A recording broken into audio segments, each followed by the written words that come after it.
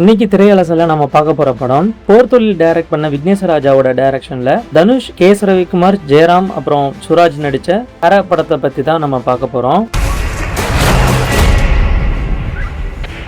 தமிழ்நாட்டில் வந்த election result, அதை ஒட்டி வந்த கேயாஸ்ன்னு சொல்லிட்டு எல்லாரும் ஃபிளாஷ் நியூஸில் பிஸியாக இருக்கும்போது இந்த கரா படம் வந்து இறங்குச்சு.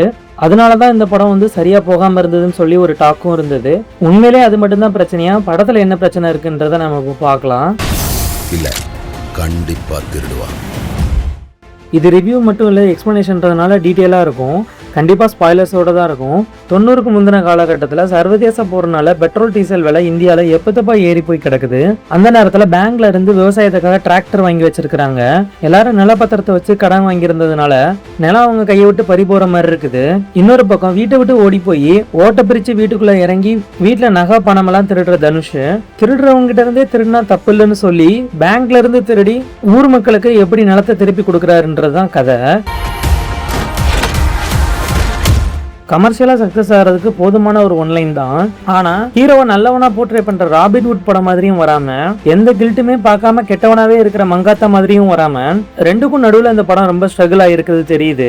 வெற்றிமாறனை தவிர வேற எந்த டைரக்டர் கூட படம் பண்ணாலும் அவங்க பின்னாடி கோஸ்ட் டைரக்ஷன் பண்றது தனுஷ் தான் சொல்லி ஒரு டாக் இருக்குது. இனிஷியல் ரைட்டிங்ல இந்த கேரக்டர் இன்னும் டார்க்கா இருந்ததாகவும் கொஞ்சம் நல்லவனாதான் தான் ஆடியன்ஸ் ஏத்துப்பாங்கன்னு சொல்லி தனுஷ் சொன்னதா டைரக்டர் வந்து இன்டர்வியூல சொல்லியிருந்தாரு. அதுதான் இந்த படத்தை வந்து ரொம்பவே பாதிச்சிருக்குது. என்ன பண்ணாலும் திருடுறது தப்புதான்னு சொல்லி ஹீரோவை கெட்டவனா காமிக்கவும் முடியாம நல்லவனாவும் காட்ட முடியாம ரொம்ப ஸ்ட்ரகிள் ஆயிருக்காங்க. எனக்கு பணம் வேணும். என் நிலைமை உங்களுக்கு புரியாது. அடுத்த மதுரையில் ஒரு இடம் இருக்குன்னு ஒரு பண்ண வீடு எப்படியும் 4 லட்ச ரூபா தருங்க.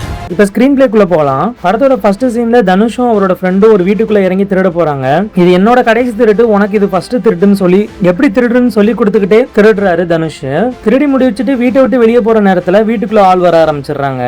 அங்க இருந்து தப்பிக்க பாக்குற நேரத்துல அவரோட ஃப்ரெண்டு இவரை கழட்டி விட்டுட்டு ஓடிடுறாரு. தனியா மாட்டிக்கிட்ட தனுஷ பொதுமக்கள் பிடிச்சு போலீஸ்ல ஒப்படைக்கிறாங்க.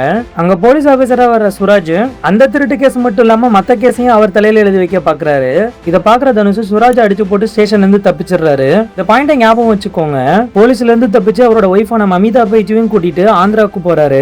அங்க ஹோட்டல்ல கிளீன் பண்ற வேலையெல்லாம் பார்த்துக்கிட்டு வாழ்க்கையை ஓட்டிக்கிறாரு.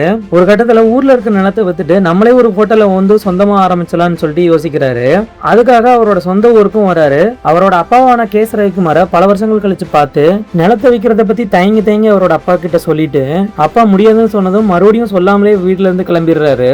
இத்தனை வருஷம் கழிச்சு போய் திரும்ப சொல்லாம வந்து தப்புன்னு மமிதா பைஜு சொன்னதும் சரி ரெண்டு பேரும் சேர்ந்து ஒன்னாவே போலான்னு சொல்லி மமிதா பைஜுவும் தனுஷும் வராங்க.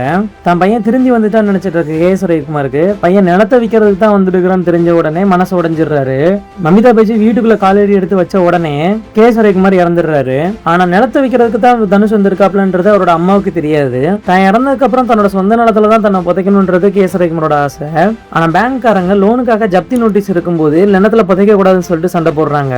இன்ட்ரெஸ்ட், ப்ராசஸிங் ஃபீ அப்புறம் பெனால்ட்டின்னு சொல்லி நம்ம கிட்ட திருடுற பேங்க்ல இருந்து நம்ம திருடினா தப்பு இல்லைன்னு சொல்லி பேங்கை கொள்ளையடிக்கிறதுக்கு பாக்குறாரு. இவர் தான் பேங்கை கொள்ளையடிச்சிருக்காருன்னு கண்டுபிடிச்சிருக்க சுராஜ் அதை பத்தி விசாரிக்கிறதுக்காக பேங்க் மேனேஜரா வர ஜெயராம் கிட்ட விசாரிக்கிறாரு. ஏற்கனவே இந்த லோன் தகராறுல ஜெயராமுக்கும் தனுஷுக்கும் ஆகாது. ஆனா தனுஷை மாட்டி விடாம ஜெயராம் வேற ஒரு கணக்கு பண்றாரு. இது மாதிரி மத்த பேங்கையும் திருடு நம்ம ஷேர் பண்ணிக்கலாம்னு சொல்லிட்டு ஜெயராம் ஆஃபர் பண்றாரு. ஆனா தனுஷ் அதை ஏத்துக்கல. நீ ஏத்துக்கிட்டாலும் ஏத்துக்கலனாலும் வேற ஒரு திருடனை வச்சு நான் திருடி அந்த பழியெல்லாம் ஓ மேல போட்டுப்பேன்னு சொல்லி ஜெயராம் ஃபாலோ பண்றாரு. படம் ஃபர்ஸ்ட் ஹாஃப் ஃபுல்லாவே ஒரு ஸ்லோ பர்ன் த்ரில்லரா நல்லாவே என்கேஜிங்காவே போகுது. பெருசா சொல்லிக்கிற மாதிரி லேக் அடிக்கல. செகண்ட் ஹாஃபோட ஸ்டார்டிங்ல சீன்ஸ் எல்லாம் நல்லா இன்ட்ரெஸ்டிங்காவே போனாலும் ஒரு கட்டத்துல சீன்ஸ் எல்லாம் ரிப்பீட் ஆக ஆரம்பிச்சிருது. தனுஷ் கொள்ளையடிக்கிறதுக்கு போக அங்க பேங்க்ல போலீஸ் ஆபீசர் ஒரு ஆளை மறைச்சு வச்சிருக்கேன்னு சொல்லிட்டு இந்த சீன்ஸ் ரிப்பீட் ஆயிட்டே வருது. இது வரைக்கும் கூட ஓகே தான். ஆனா இந்த படத்தோட மைய கருவே தனக்காக திருடிக்கிட்டு இருந்த ஒருத்தவன் பொதுமக்களுக்காக திருடுறான் அப்படின்றதான் இந்த படத்தோட கருவே. ஆனா அதை நியாயப்படுத்துறதுக்கு ரெண்டு முக்கியமான காரணத்தை அவங்க கோட்டை விட்டுட்டாங்க.